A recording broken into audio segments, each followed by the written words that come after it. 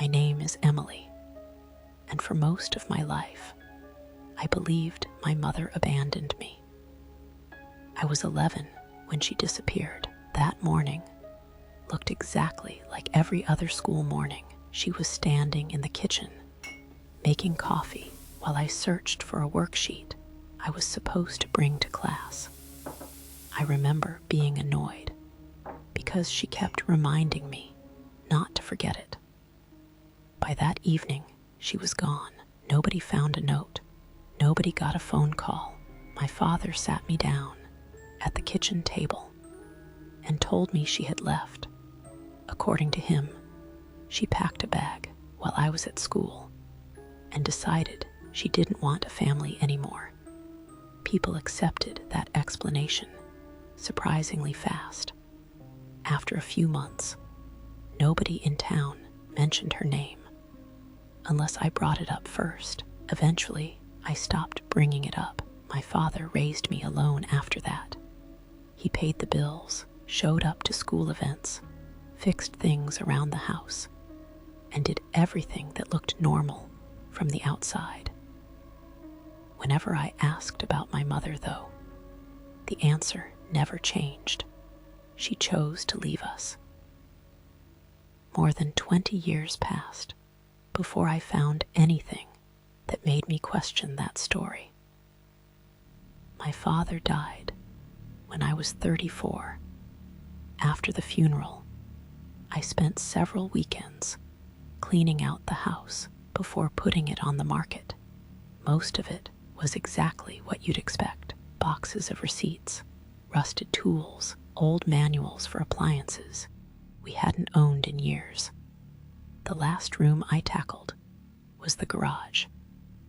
Beneath a workbench sat a locked metal toolbox I had never seen before. I ended up cutting the lock off with a grinder. Inside were dozens of cassette tapes stacked in neat rows. Every one of them had my mother's name written across the label. The dates stopped me cold. The earliest tape had been recorded 2 weeks after she disappeared. The latest was almost 10 years later.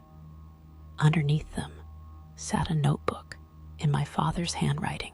Every page was packed with town names, postmarks, maps, and routes traced across multiple states.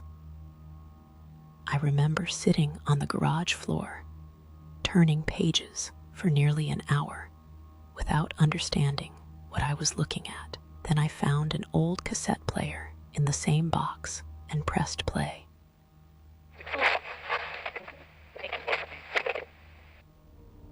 The first thing I heard was my mother taking a shaky breath. There was a long silence before she spoke, like she was trying to work up the nerve to say what came next. Then she said my name, not once, over and over. She kept asking whoever found the recording to make sure I heard it. A few minutes later, she described driving back to our street 3 days after she vanished. She said she parked down the road sometime after midnight and watched the house through the kitchen window. My father was sitting at the table. Another man was sitting across from him.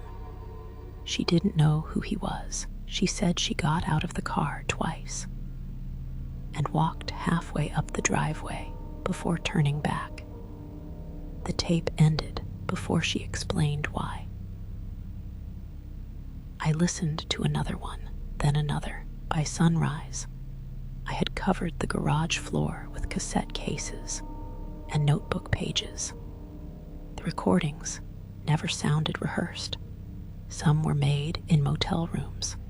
Some sounded like they were recorded inside parked cars. Once, I could hear rain hitting the roof so loudly that it drowned out parts of her voice. Certain details kept showing up again and again. The same man disappearing in different states. Photographs left outside apartments she had never told anyone about. Furniture moved inside locked rooms. What stuck with me most wasn't any of that. It was the way she talked about me. She never asked whether I missed her. She never wondered if I hated her. Several times, she said she wasn't sure whether I remembered who I was anymore. In one tape, she started crying and said she couldn't even tell whether the girl growing up in that house was still her daughter.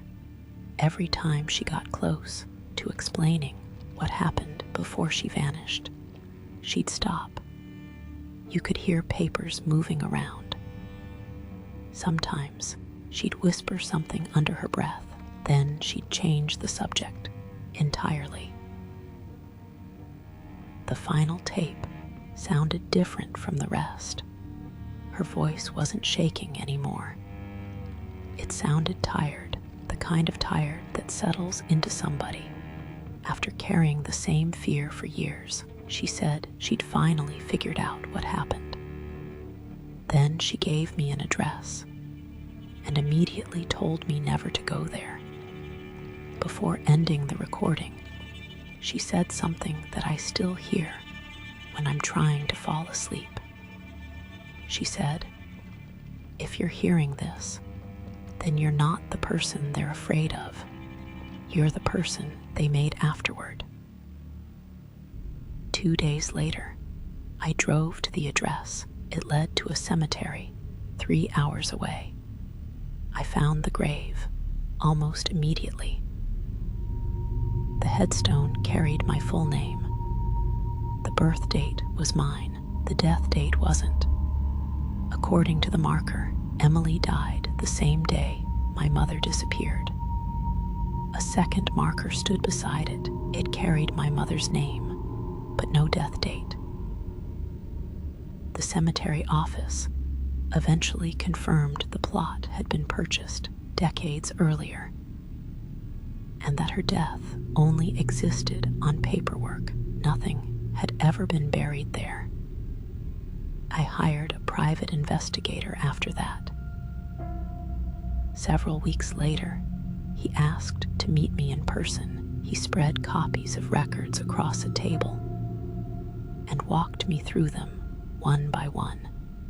Everything before age 11 looked normal. Everything after age 11 looked wrong. Forms appeared years after they were supposedly filed. Signatures changed. Entire pieces of my history seemed to materialize out of nowhere.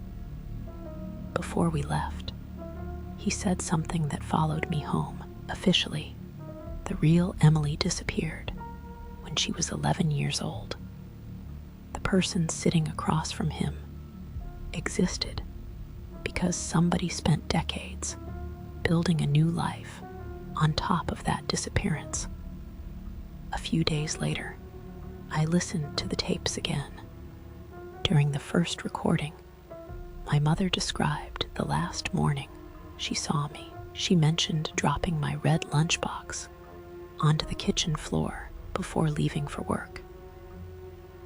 I remember stopping the tape and staring at the wall. My lunchbox had been blue. I was absolutely certain of it. I could still picture the cartoon stickers peeling off the corners. That memory felt as solid as my own name. Later that night, I pulled every family photo album out of storage.